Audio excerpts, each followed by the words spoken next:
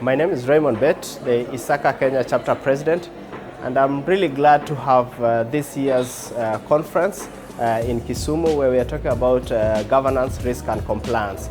This is our second conference for the year 2019, and we bring together around 50 professionals looking at to talk about matters relating to governance, how they can be able to manage these risks that have come about, the new technologies that are emerging.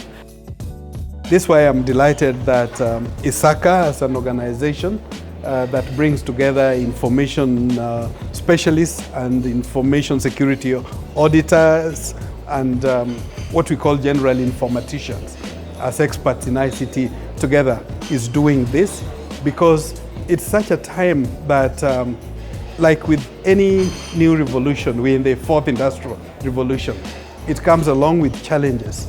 And I am delighted that ISACA is spearheading the way to bring about, streamline the sector. This particular event that addresses governance, risk and compliance, GRC, is so timely because we've had various problems related to technology.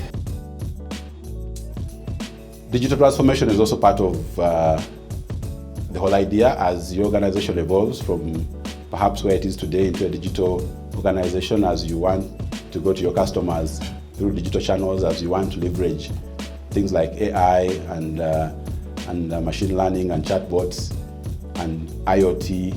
You must think of how that impacts your GRC, how that impacts your risk, how that comes down to the very last item of the kind of risk data that you want to collect, and how that aggregates into the overall risk that you perhaps present to the board or the regulator on a quarterly or an annual basis.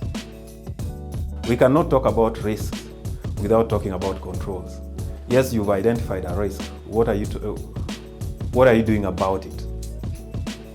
And it's also important, by the way, you'll realize that if you engage closely with the business, then some of your work can even inform what they include in their strategy.